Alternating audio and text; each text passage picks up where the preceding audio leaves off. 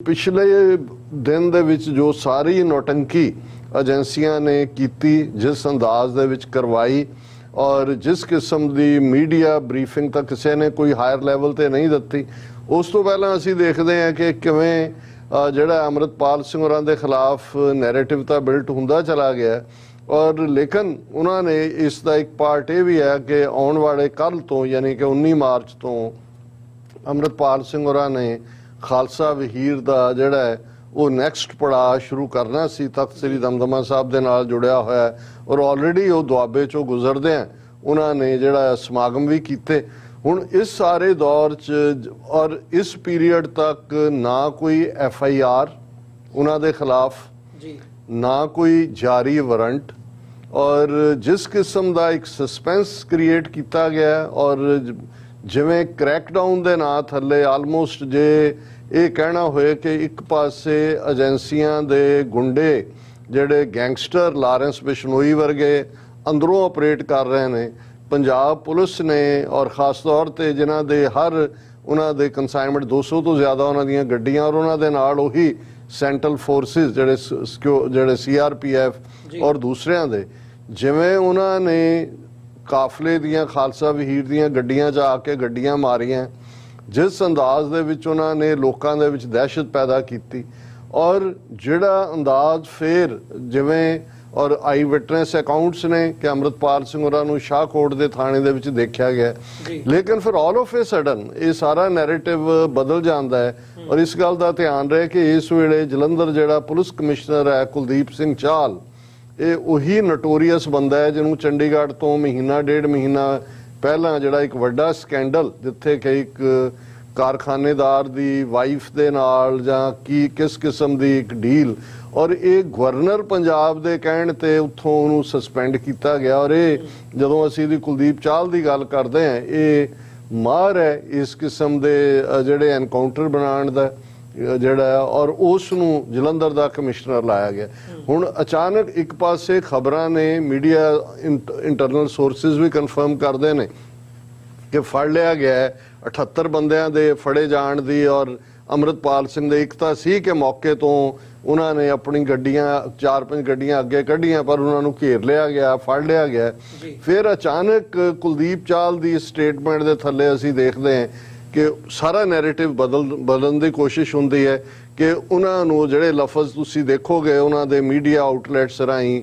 फरार, एब्सकॉन्डेड, और फिर इस गल नूं क्रेडिबिलिटी देने लई उन्होंने श्री शंकर जिहड़े नकोदर और शाहकोट मलसियां विचकार दे पिंड ने 4-5 पिंडां नूं घेरा पा के जिस तरीके नाल लोकां नूं बेआबरू कीता, हरास कीता, ये दस्सण दे लई कि सचमुच ही जिवें जिहड़ा अमृतपाल सिंह एस्केप करके उत्थे छुपिया होया और नाल दी नाल वार्निंग्स दा सिलसिला। हुण ये जिहड़े 2-3 फैक्टर इहदे च साडे सामने ने और मैं समझदा हां भी जिवें सिख कौम दुनिया भर दे विच इस मुद्दे दे उत्ते लैके चिंतित ही नहीं है, फुल फ्लैज्ड एक्टिविटी भी इस दे उत्ते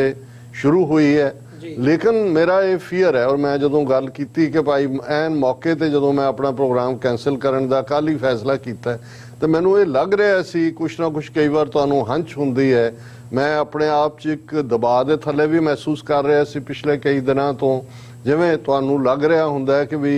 जिन्ना वड्डा चैलेंज जां जिन्ना वड्डा इन्हां दा एजेंडा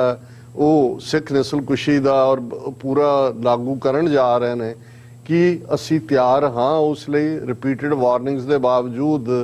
मैनू नहीं सी लगता कि भाई असी जिहड़ा अजे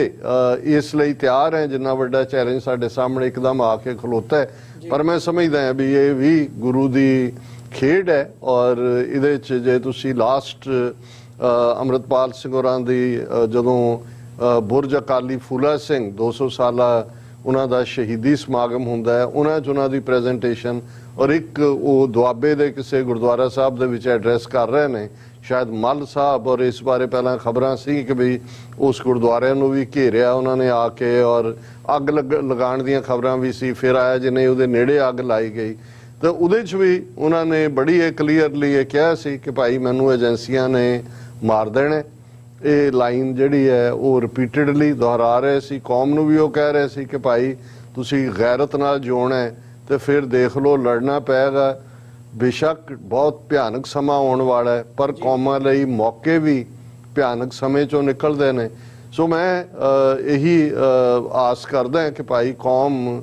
इस खतरे नूं जिहड़ा कि हुण एक तो पहला सी कि मंडरा रहा है, हुण उन्होंने डायरैक्ट सारे ही जिहड़े कायदे कानून ने वो छिक्के ते टंग के जिस किस्म का रोल कदे बुच्चड़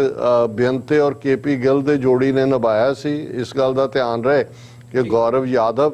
जिस अंदाज दे विच प्रेस कॉन्फ्रेंस कर रहा सी लॉरेंस दे उस पहले इंटरव्यू नूं लैके, और जिवें दूसरे इंटरव्यू तो इहदे उत्ते कोई कार्रवाई कोई बयानबाजी नहीं है। और बिल्कुल असी समझते हैं कि भाई सुखपाल सिंह खैरा बेशक वो कांग्रेस दे विच ने MLA, उन्होंने ये बिल्कुल कौम के जज्बातों की ठीक तर्जमानी की है। उन्होंने भगवंत मान नूं कहा कि भाई ये उन्होंने उत्ते कोई UAPA या NSA लाने की कोशिश ना करना, ना ही पंजाब के मुंडे फड़ के तुसी एजेंसियां के हवाले करो। लेकिन ये तो सैकेंडरी चला जाता है। इस वेले जिहड़े हालात बने हुए ने उहदे च जिहड़ा सब तो वड्डा फीयर है कि उन्हां दे दा जिहड़ा है वो एनकाउंटर बनाया जा सकता है। और इस मुद्दे के उत्ते दुनिया भर दे विच इस वेले काफ़ी फिक्रमंदी है सिख कौम वालों।